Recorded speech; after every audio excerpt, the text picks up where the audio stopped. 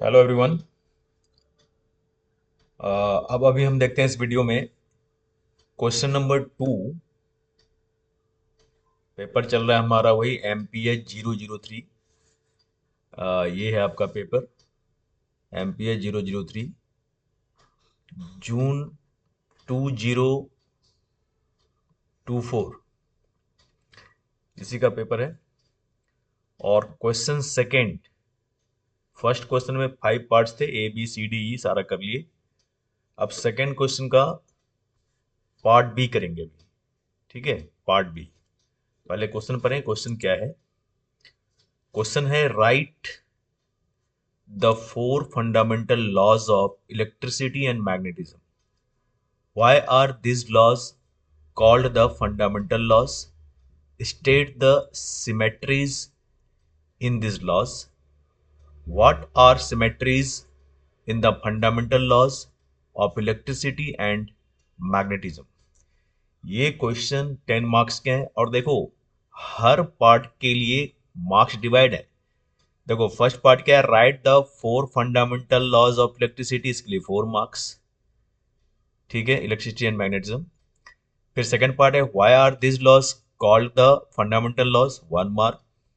फिर state the symmetries in this laws, 2 marks. फिर what are the symmetries in the fundamental laws of electricity and magnetism, 3 marks. Correct हो गए। अब ये question या तो आप नोट कर लो या फिर आपके पास अवेलेबल है तो अच्छी बात है। तो करते हैं इस क्वेश्चन को। ओके, तो देखिए, स्टार्ट करते हैं। मैं आंसर लिख रहा हूं इस क्वेश्चन का। क्वेश्चन क्या था, सेकंड क्वेश्चन। और इसका पार्ट कौन सा है, पार्ट बी है। तो फर्स्ट पार्ट है write the four fundamental laws of electricity and magnetism. ठीक है, तो फर्स्ट पार्ट वाले लिख रहे हैं फर्स्ट पार्ट का answer.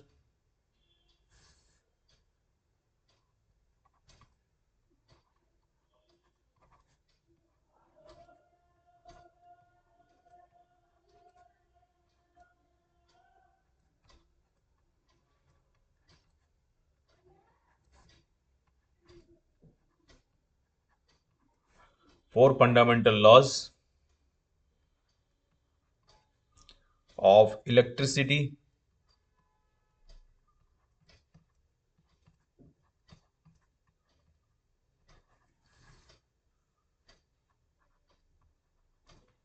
And magnetism.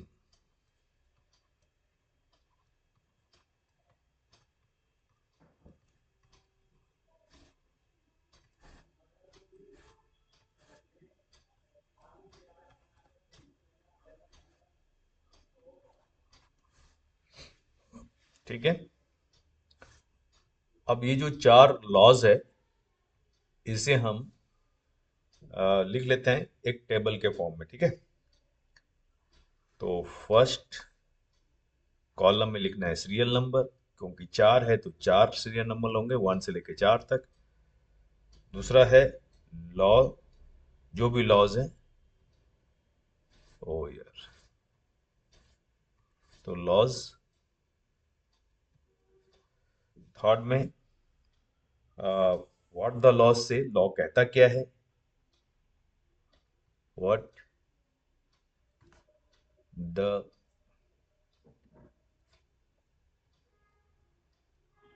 Law says. और थर्ड कॉलम में हमें लिखना है जो उनके लिए मैथमेटिकल स्टेटमेंट है लॉज के। ठीक है, 10 मार्क्स का क्वेश्चन है, बहुत आसान। अगर ये रिपीट हो गया तो फिर 10 मार्क्स आ जाएंगे। मैथमेटिकल स्टेटमेंट,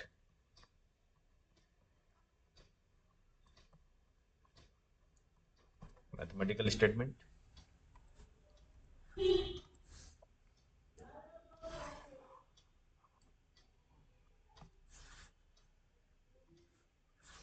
ठीक है, अब फर्स्ट पॉइंट पे आते हैं।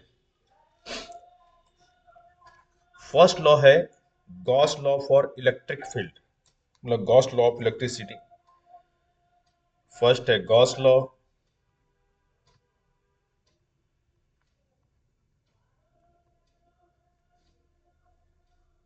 फॉर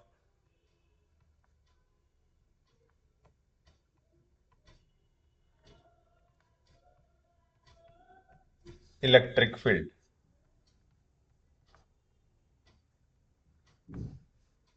ओके, अब ये लॉ कहता क्या है? कहता है electric flux through a close surface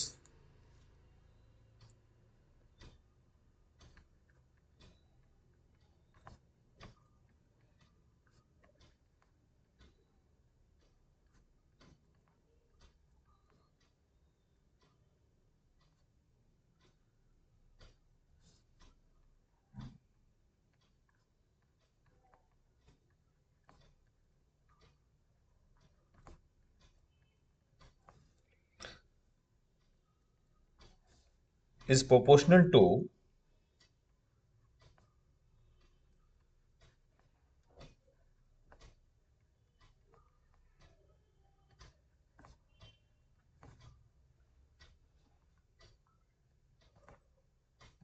the charge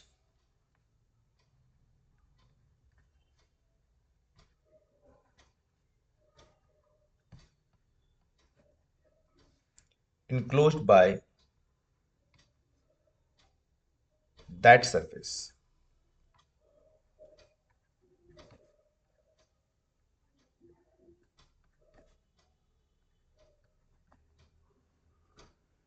okay, अब इसका मैथमेटिकल स्टेटमेंट क्या है? आप पढ़े तो हो ही।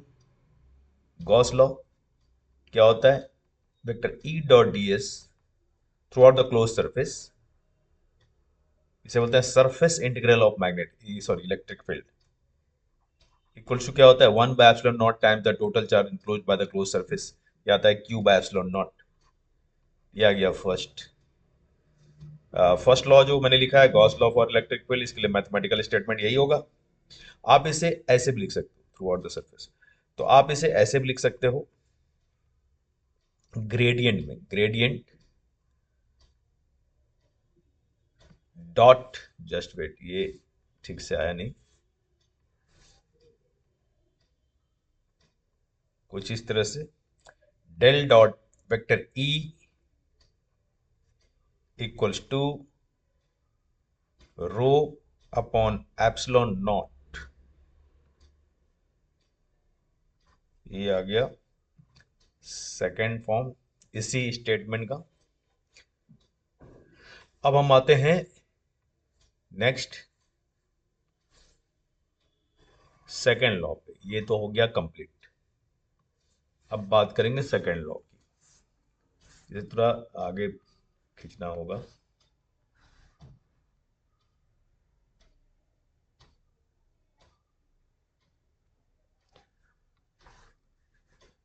तो नंबर 2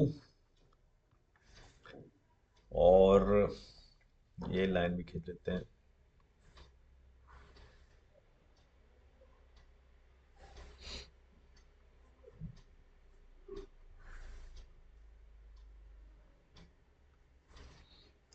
तो सेकंड है Gauss law for magnetic field.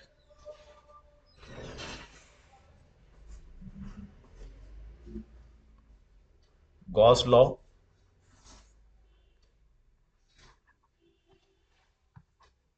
For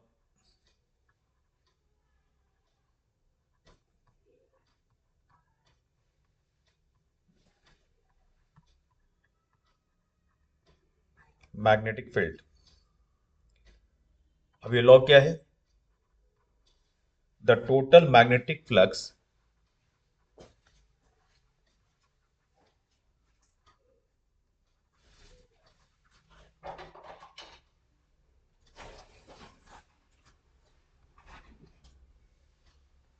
the total magnetic flux through a closed surface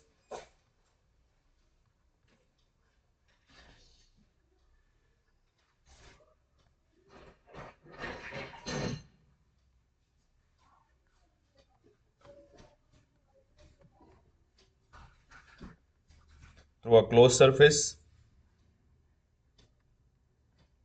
is zero।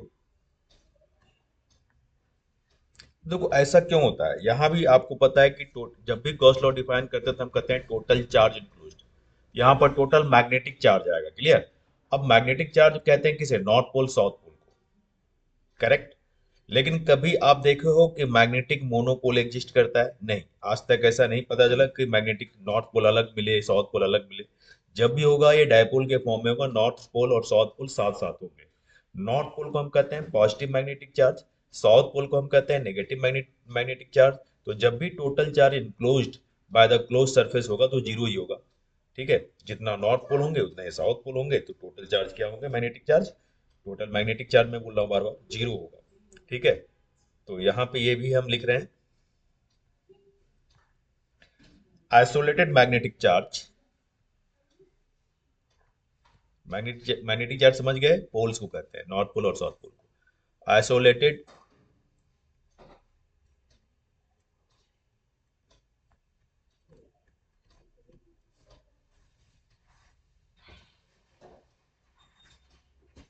Magnetic charge does not exist,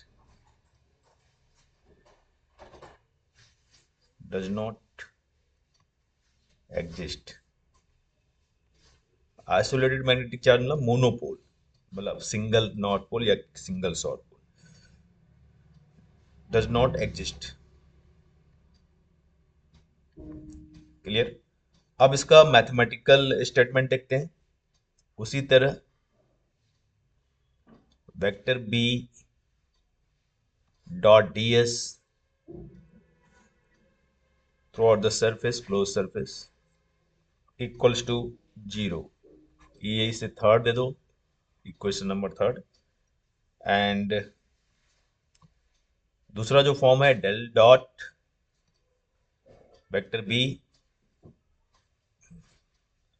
equals to zero, clear. अब आते हैं थर्ड स्टेटमेंट पे, मतलब थर्ड लॉ पे, not statement.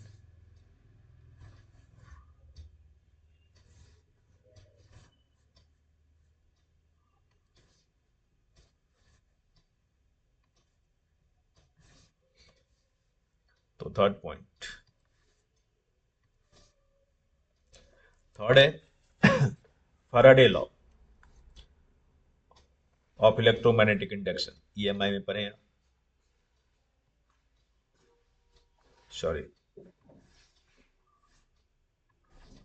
Faraday law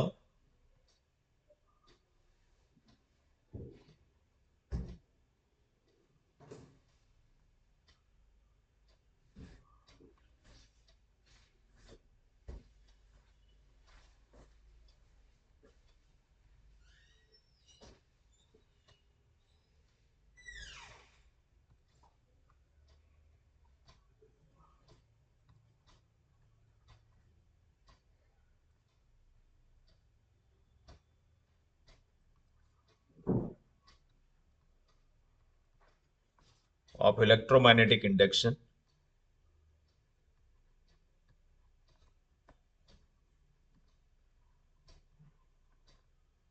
ये है।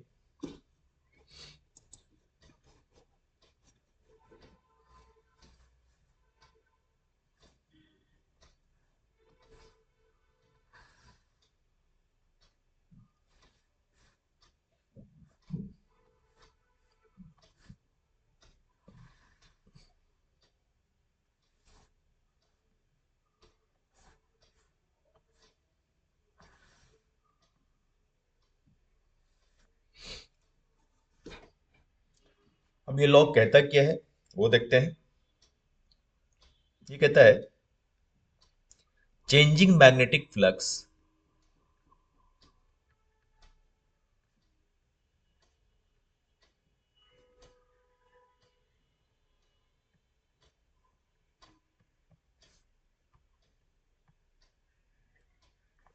changing magnetic flux gives rise to an electric field,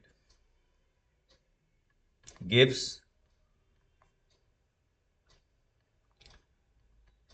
rise to an electric field।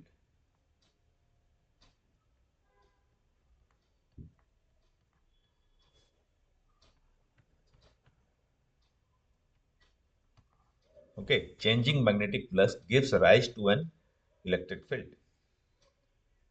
अब इसका मैथमेटिकल स्टेटमेंट देखते हैं। Integration E dot D L, मतलब जब मैग्नेटिक फील्ड चेंज करेगा तो rate of change of magnetic field जो है वो हमें क्या देता है, इलेक्ट्रिक फील्ड देता है। ये फैराडे लॉ में है, आप पढ़े होंगे इंड्यूस्ड ईएमएफ के बारे में। तो ये आ गया throughout the length vector E dot D L equals to,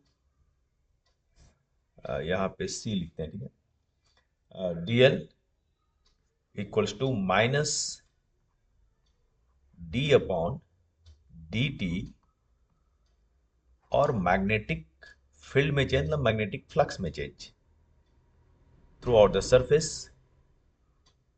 vector D dot sorry B dot D S. ये आ गया, ये है throughout the close surface, ये मैग्नेटिक फ्लक्स है। तो ये आ गया इक्वेशन नंबर 5।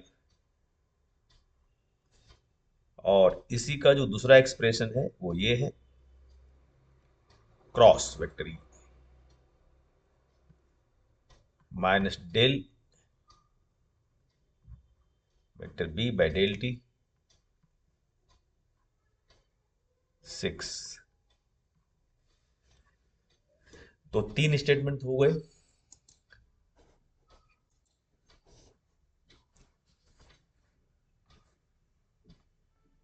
एक और, अब देखते हैं number 4,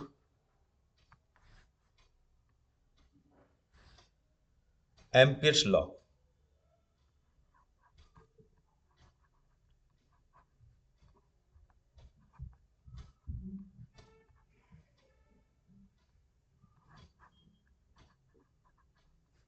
for study current only.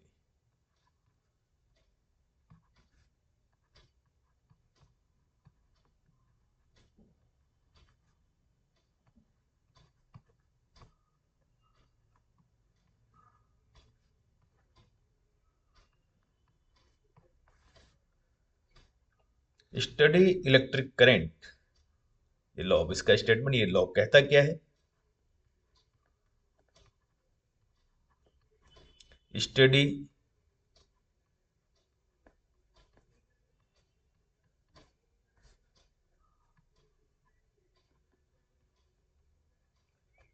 Electric current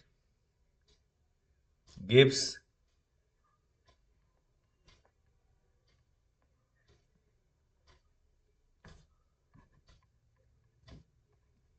rise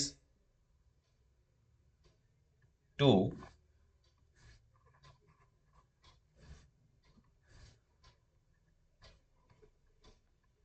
gives rise to a magnetic field. Steady electric current gives rise to a magnetic field.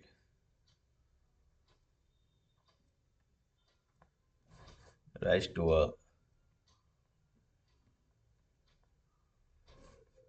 magnetic field. अब इसका स्टेटमेंट, मैथमेटिकल स्टेटमेंट देखिए, ये line integral of magnetic field होगा, ऊपर था line integral of electric field, B dot D L, और ये equal to क्या होता है, mu naught times the current crossing the area bounded by the loop. और जो दूसरा एक्सप्रेशन है, क्रॉस प्रोडक्ट लेना है इस बार इस केस में। ओ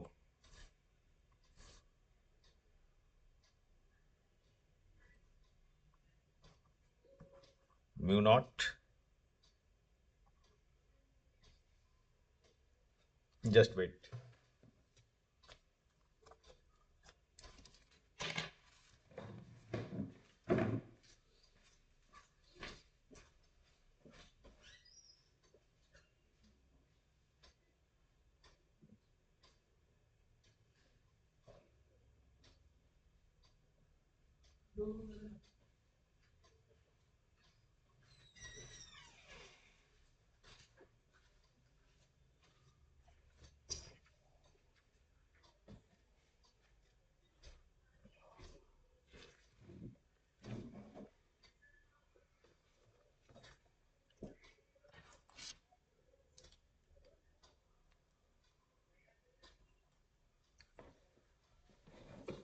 तो म्यू नॉट वेक्टर जे, जे करंट डेंसिटी है, वेक्टर क्वांटिटी होता है करंट डेंसिटी, पता ही है आपको। देखो ये फर्स्ट पार्ट का आंसर हो गया, जो जिसके लिए 4 मार्क्स थे। क्लियर हो गया, ये first part clear.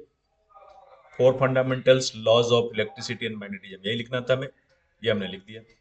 4 number complete हो गए। अब हम बात करते हैं नेक्स्ट पार्ट, और नेक्स्ट जो पार्ट है, कह रहा है why are this laws called the fundamental laws, why are these laws called the fundamental laws. Okay, तो इसे हम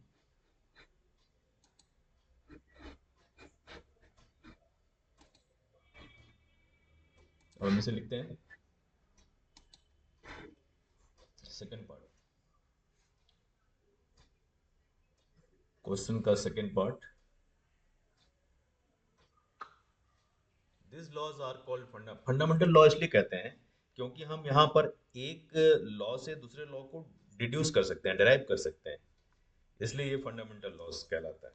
ठीक है, इस लॉ से कई लॉज हम क्या करते हैं, डिराइव कर सकते हैं। तो लिख लीजिए, this laws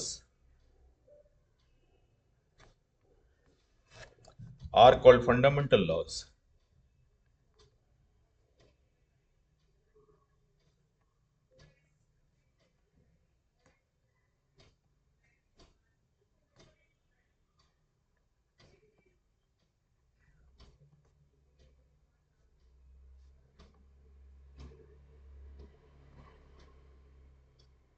because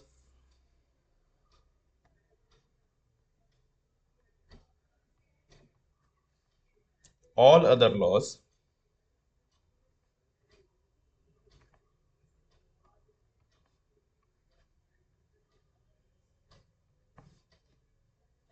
or equation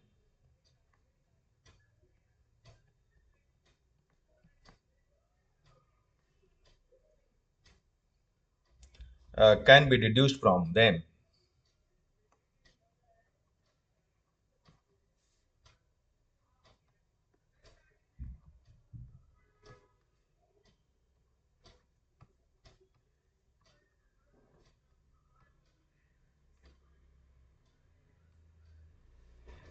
okay students, अब आगे बढ़े। तो ये 1 मार्क का था, तो इतना ही लिखना है, काफी है।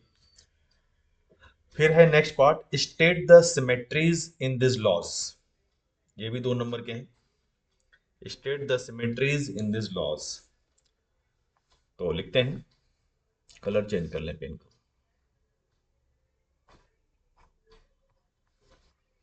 This loss, the symmetries in this loss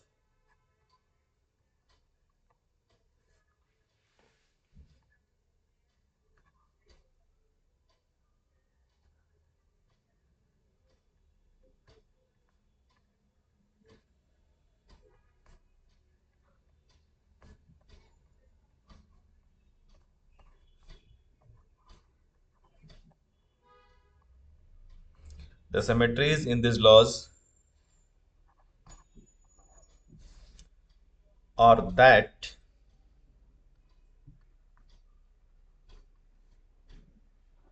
the left hand sides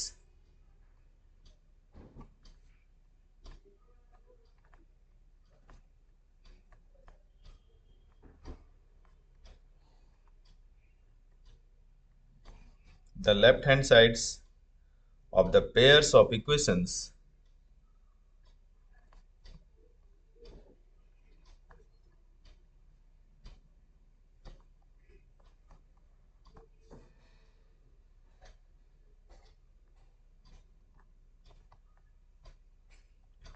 of the pairs of equations are symmetrical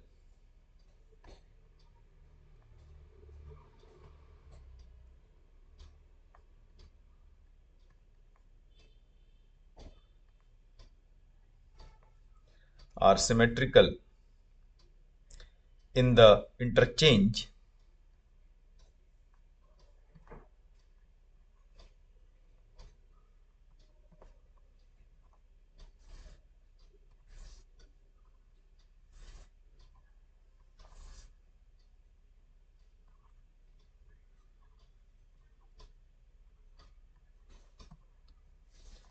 in the interchange of electric and magnetic fields, in the interchange of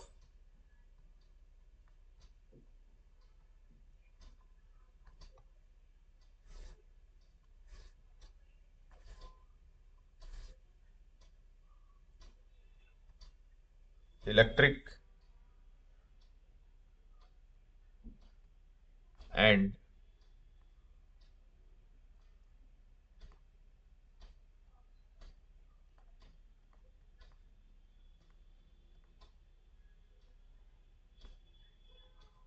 magnetic fields. Okay, तो ये था। ये समझ में आया कि ये जो लॉज है ना, मतलब लेफ्ट हैंड साइड और राइट हैंड साइड, मतलब जो लेफ्ट हैंड साइड है, पेयर्स जो भी हैं, अ, वो इंटरचेंज हो सकते हैं, सिमेट्रिकली इंटरचेंज हो सकते हैं इलेक्ट्रिक और मैग्नेटिक फील्ड के फॉर्म में। अब देख लो, जैसे हम बात करें, अ, ये जो लॉज है, देखो, अगर हम बात करें, सॉरी, मैथमेटिकल स्टेटमेंट, ये डिलीट हो गया, स्टेटमेंट।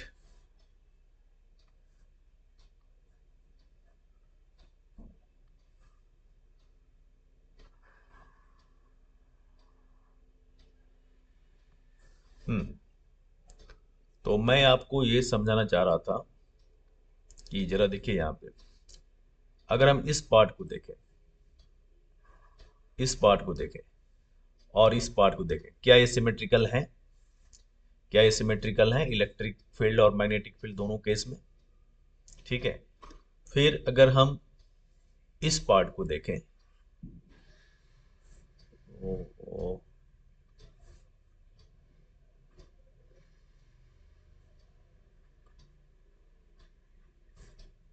फिर हम इस पार्ट को देखें और इस पार्ट को देखें, सिमेट्रिकल है। जस्ट मिनट, मैंने गलत कर दिया। फैराडे लॉ और एम्पियर्स लॉ देखना था। देखो, ये भी सिमेट्रिकल है, लेफ्ट साइड देखो, ये सिमेट्रिकल है दोनों पार्ट। तो क्लियर हुआ ये बात? देखो, इसमें दोनों में क्या है, line integral of magnetic field और इलेक्ट्रिक फील्ड। इस दोनों में क्या है, surface integral of electric field and magnetic field. Once अगेन आई रिपीट, देखो, ये surface integral of electric field, ये surface integral of magnetic field. क्या लेफ्ट साइड जो है वो सिमेट्रिकल है दोनों केस में? क्लियर? उसी तरह से अगर हम इधर आ जाए, तो इस दोनों को देखो, फैराडे लॉ और एम्पियर्स लॉ को देखो, ये लेफ्ट साइड पार्ट और लेफ्ट साइड, क्या ये दोनों सिमेट्रिकल हैं? तो क्लियर हो गया ना ये बात? ठीक है, ओके।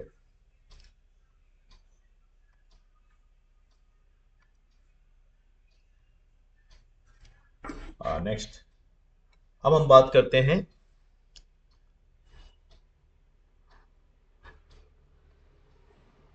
नेक्स्ट पार्ट है क्वेश्चन का, what are the symmetries in the fundamental laws of electricity and magnetism.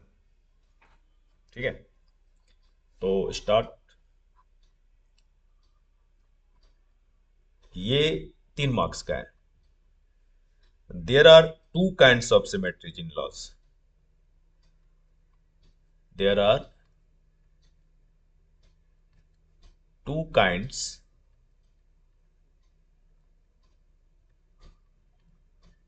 in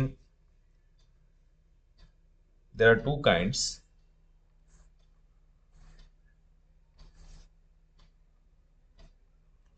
of symmetry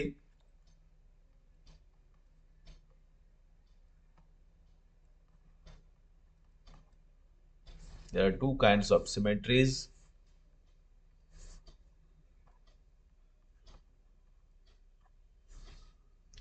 in laws.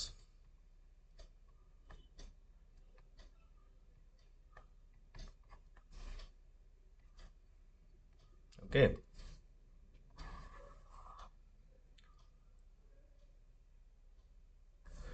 हटाओ इसे लाइन को। तो आइए स्टार्ट करते हैं। तो एक तो सिमेट्री है Gauss law for electric field and magnetic field, और दूसरा अभी तो आपने देखा, दूसरा क्या है, सेकंड सिमेट्री, फैराडे लॉ और एम्पियर्स लॉ। ओके, बस यही लिखना था, और अभी वही चेक कर रहे थे हम लोग ऊपर। तो one kind of symmetry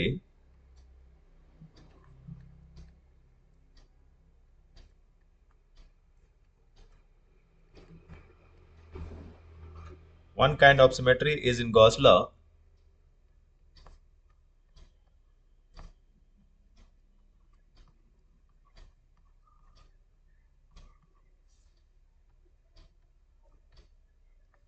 is in Gauss law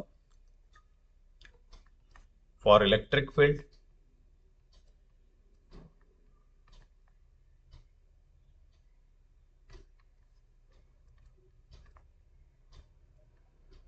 for electric field and magnetic field.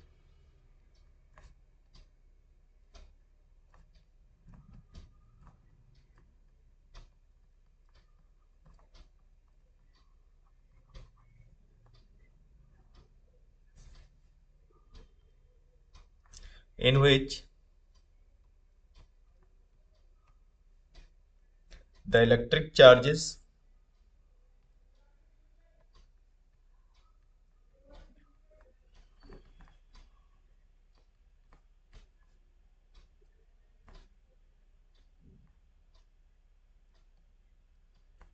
the electric charges are sources of electric fields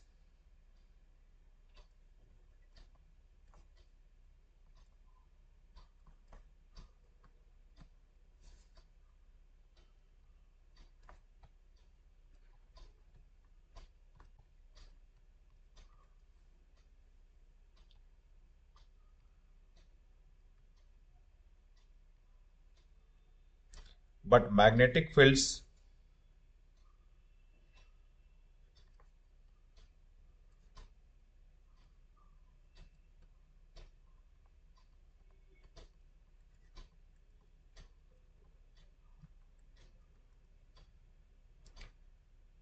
have no sources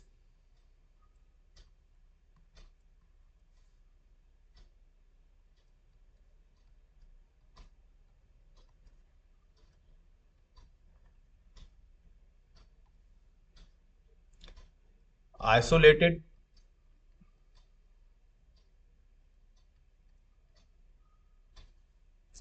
magnetic charges। समझ में आ गया नहीं, बताए थे ना आपको अभी स्टेटमेंट में, क्योंकि यहां तो मैग्नेटिक आइसोलेटेड मैग्नेटिक चार्ज तो एग्जिस्ट ही नहीं होता। आइसोलेटेड मैग्नेटिक चार्जेस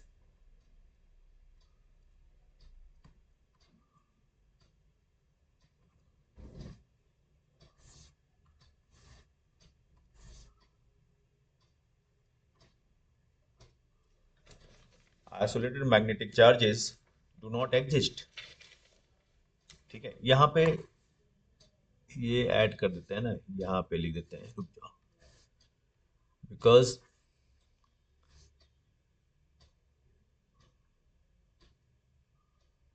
ये नहीं आएगा। एक काम करते हैं, एज लिख देते हैं, as isolated magnetic charges do not exist.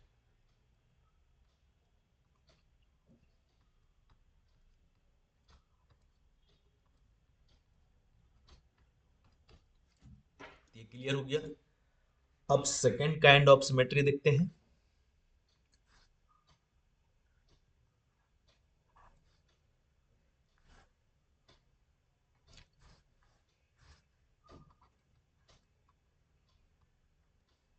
The second symmetry किसमें था, फैराडे लॉ और एम्पियर लॉ में ना।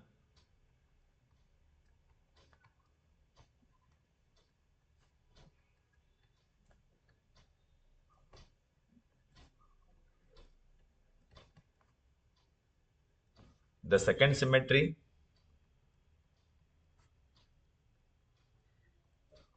is seen in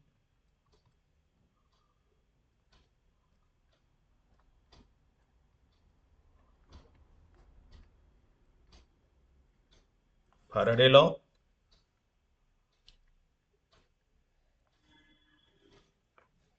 and Ampere's law.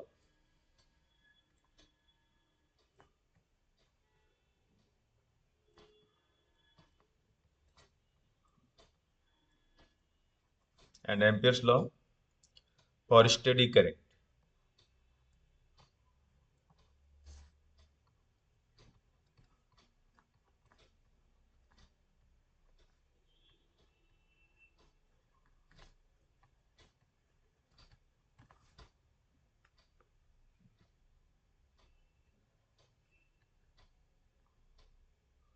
Whereas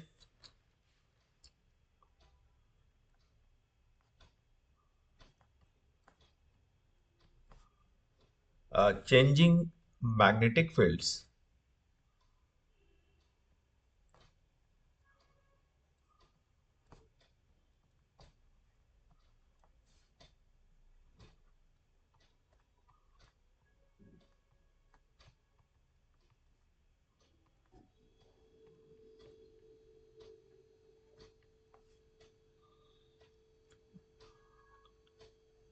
produce electric fields.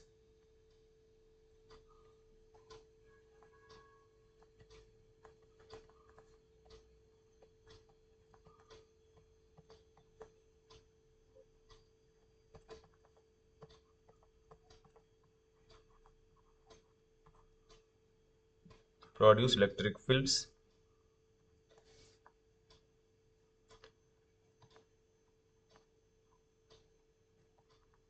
There is no term in Ampere's law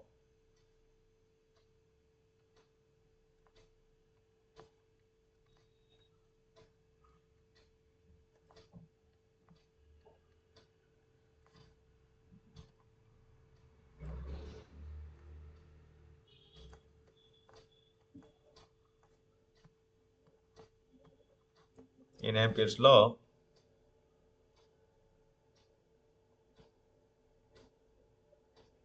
representing the situation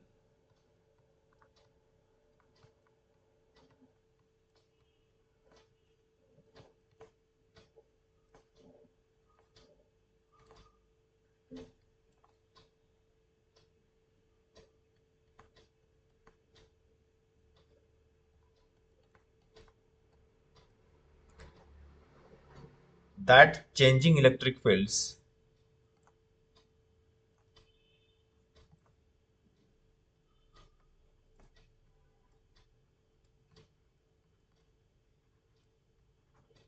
changing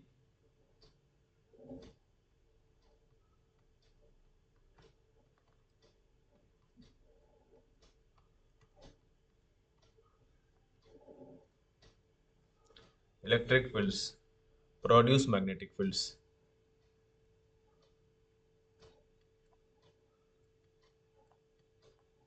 Produce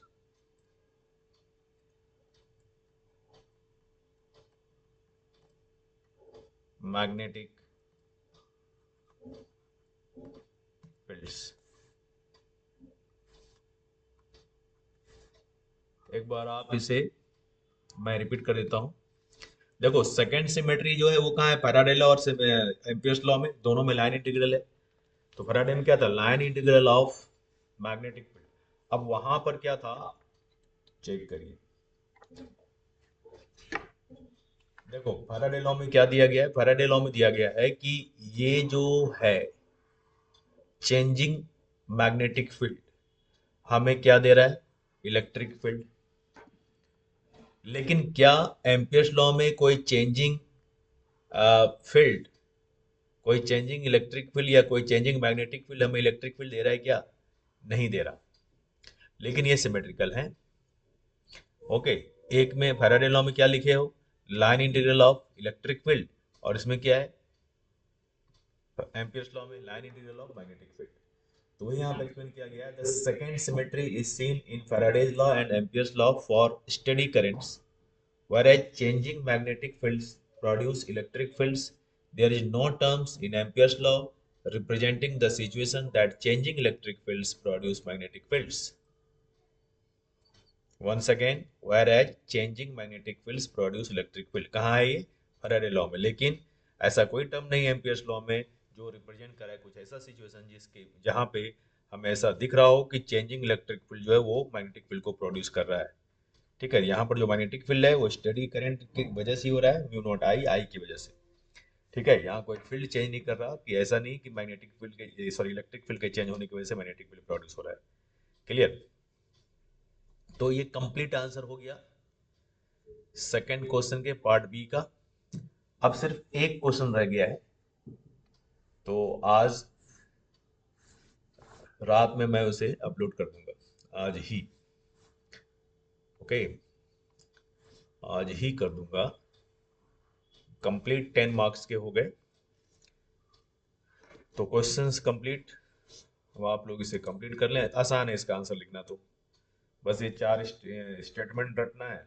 बस ये symmetry जो है वो सॉरी फंडामेंटल लॉज क्यों कहते हैं इसे, सिमेट्रीज क्या क्या है, सिमेट्रीज किसे कहते हैं, क्यों है ये सिमेट्रीज, और तीसरा सिमेट्री कितने टाइप के हैं। बस काम खत्म है। ओके, और क्वेश्चन एक बार देख लें फिर। ये बी, बी का कंप्लीट आंसर मैंने दे दिया, 10 मार्क्स का क्वेश्चन था। एक रह गया है ए। ए तो ऐसे भी बहुत सिंपल है। ये कह रहा है कि multiple expansion work out expansion technique to obtain expression for electric potential due to a charge distribution at a far away point. तो एक आप चार्ज रिंग लेकर के कर सकते हो, या फिर चार्ज डिस्क लेकर के कर सकते हो, या दोनों लेकर के दिखा दो। ठीक है, ओके। तो ठीक है, आज आज का जो अभी का ये क्वेश्चन है ये कंप्लीट हो गया है। अब हम जो पार्ट ए रह गया है वो मैं नेक्स्ट वीडियो में अपलोड कर देता हूँ। Okay, bye bye, take care, thank you so much.